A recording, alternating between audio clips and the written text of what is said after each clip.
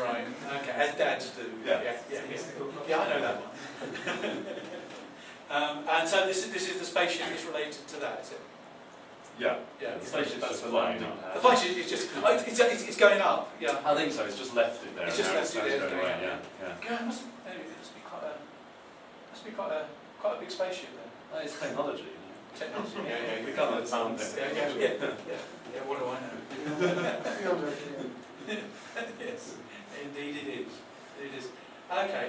And that would be the whole story. The mystic. Well, it's a short film. It is indeed. I mean, when Steven Spielberg gets his hands on it, 3 hours long. Oh, probably come out in 2 or 3 parts. Yeah. They've missed the ride on the spaceship. Ride on the spaceship? Yeah, they were given a ride to wherever and they missed it. So those two are aliens as well. Yeah, they're aliens. Yeah, maybe the sun is an alien. They were on the recon visit. That's why say Or goodbye, say goodbye could to be your because delivery. you will notice that the mother is not here. Yes, it's just been delivered.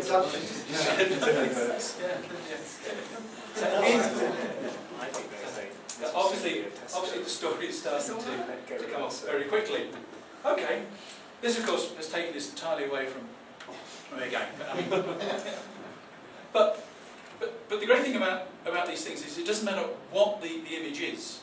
Because what's important at this stage is if your students were doing this, then the language they were producing is exactly what it is that you would have been your target in the first place. And of course, as you know, if you had 5 groups in a room, each examining these pictures and saying, well, what's the story behind this?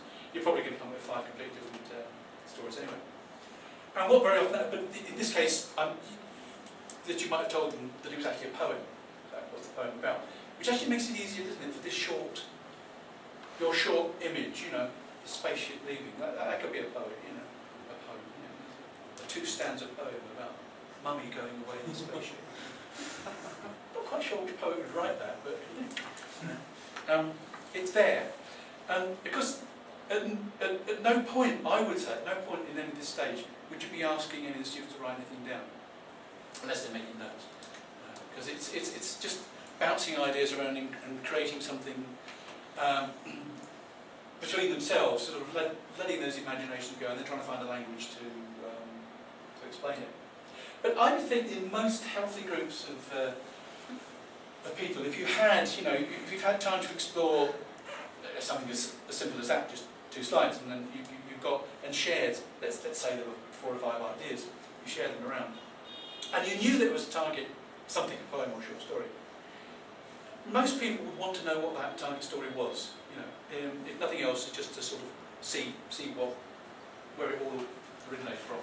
So at a stroke, what you've done, of course, is to create the desire to actually read the thing you wanted to read in the first place. And of course, if you just walked in as you see, it's the school scenario, isn't it? Oh God, we've got extensive reading to do. You've got this short story, and you give it to them on the last lesson before Christmas holidays, and read it over the holidays, and we'll do a test on it. Yeah, great motivation. Really get engaged with that. But this way, you do have a buy-in to at least having a look at what the poet in this case might have said. Okay. Somebody earlier said Hillfort. Yeah. Which is actually the name of the poem by Owen Shears. Not spaceship. Unfortunately, that's the next one. He wrote 2 in this series. This comes out in his collection of stories called Skirrid Hill, poems called Skirrid Hill. And he wrote one called The Hillfort, yeah, and then the other one was The Hillfort. The two versions of the same. Now, what we did with this, and this is something of an experiment, that we found that another way of presenting some of the text, especially very short texts, and poetry works well here because it's usually under 2 minutes, and we found a number of short stories that were under 2 minutes. I'm going to show you some in a bit. And what we find is that I did this by accident. A friend of mine who's a writer is the Macar. Have we got any Scots here? No, Apart from Boss. Yeah, one? it's Maca, by the way. There you go. See? You see, I needed the Scot to correct me. Okay, the Scot in Edinburgh is the Edinburgh Mac. Liz Lockhead has just been appointed. As poet laureate. to the Yeah, as the laureate. Trinity Wicked Order. But that's for the country. That's for the whole of Scotland. Isn't it? So what are you talking about? No, she's the Maca. Yeah, but this is the Mac of Edinburgh. Yeah, Ron Butlin. He did a nice little thing for Radio 4 just before Christmas. You know, the bad weather they had in Scotland's been particularly bad this winter all over Europe, and he did a very typically sort of Ron Butlin description, 3-minute description of what life was like in the Scottish capital under the snow, and it was very evocative. And he writes very poetically. He writes prose a lot, but he's actually a poet. And it's very poetic prose. And I thought, that's good. And I just played around with some pictures, and I found that the Scottish press had published loads and loads of pictures of Edinburgh at that time. And I thought, hey, these things go together. The pictures go together with what he's saying. So I just compiled a little slideshow. Took about 40 hours to go behind this. And I sort of stole the thing off BBC Radio 4. There's a way of recording it. You're not supposed to. And I sort of strung it on the line, and then got hold of the BBC, so kind of used it. And put these pictures on the top. And I found out that you can actually turn slideshows into flash animations dead easily. There's a bit of software that allows you to do it. And I thought, this is good. And once you've got flash animation, you can turn it into a video and put it on YouTube. Sorry, what's the software called? Sorry, what's the name of the software? Author Stream, I think. I've got it on here. I'll tell you. If you could, that'd be nice. Yeah, it's fantastic. It's free. It's free. You just upload your slideshow up onto it. It's up there in the cloud. You can't use it, so you can't download it onto. And we showed this, and we thought, hey, this works, because what you were getting was his voice, and he was using fairly sophisticated vocabulary and description. But we found that with the right picture behind it, there's your picture dictionary. It's going on right behind you, but you're not taking anything away from the narrative at all. We thought, hey, now that's a very, very useful combination. So I thought that we would start to look at different ways of experimenting with this. So this hasn't gone up yet. No one's sort of seen this up yet. We haven't tried to put this on our website. This is playing around with one for last week. And what I decided to do here was to put the words on as well. What I'd like you to do, just listen to the poem. You've got Owen Shears reading it.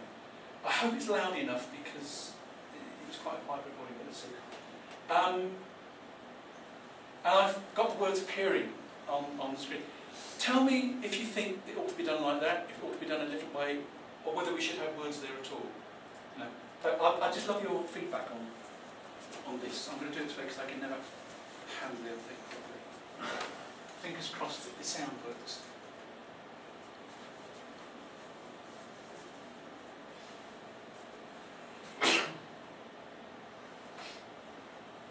Hillford. On a clear day, you bring him here, his young son charging the hill as wild as the long-named ponies who'd watch a moment before dropping their heads to graze again. When he finally got him still, he crouched so their eyes were level, one hand at the small of his back, the other tracing the horizon, pointing out all the places lived in by the fathers and sons before them, Tretower, Raglan, Redwardy. And what he meant by this, but never said, was look. Look over this land and see how long the line is before you. How in these generations we're no more than scattered grains, and from here, in this view, 9, 19 or 90 years are much the same. That it isn't the number of steps that will matter, but the depth of their impression.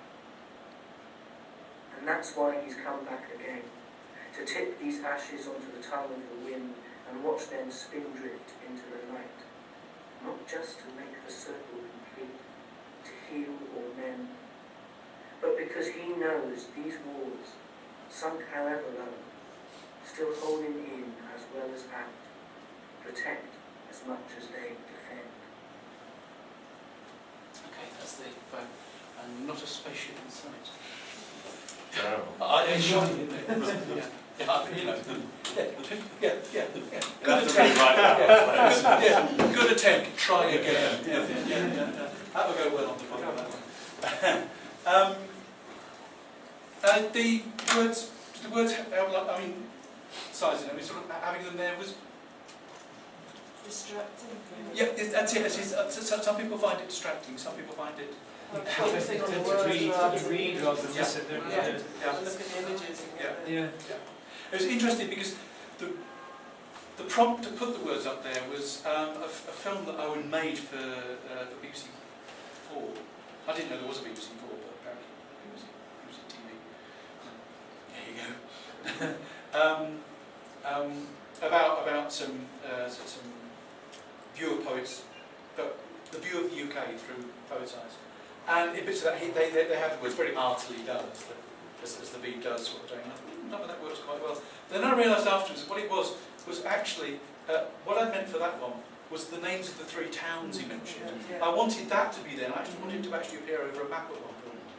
And there could be, that's useful. And then I'll probably go too much. So it might be better to strip some of the words out. Individual words or something like that. Individual words, Like key stuff, yeah. Because it is right, because you just end up by reading it, don't you? Yeah. Content words, keywords could be there. Keywords, I mean, because there are certain points, I mean, you know, if you're going to look into what the dynamic of that poem was, I mean, there's something about 2/3 of the way through it, it sort of shifts into the now, as it was back in the past, but you only realise it was in the past. You know, you realise the boy's suddenly grown up, and you know, the father's dead. That's about 2/3 of the way through. So you'd really want to pick up that sort of point, I think, you know, a little bit.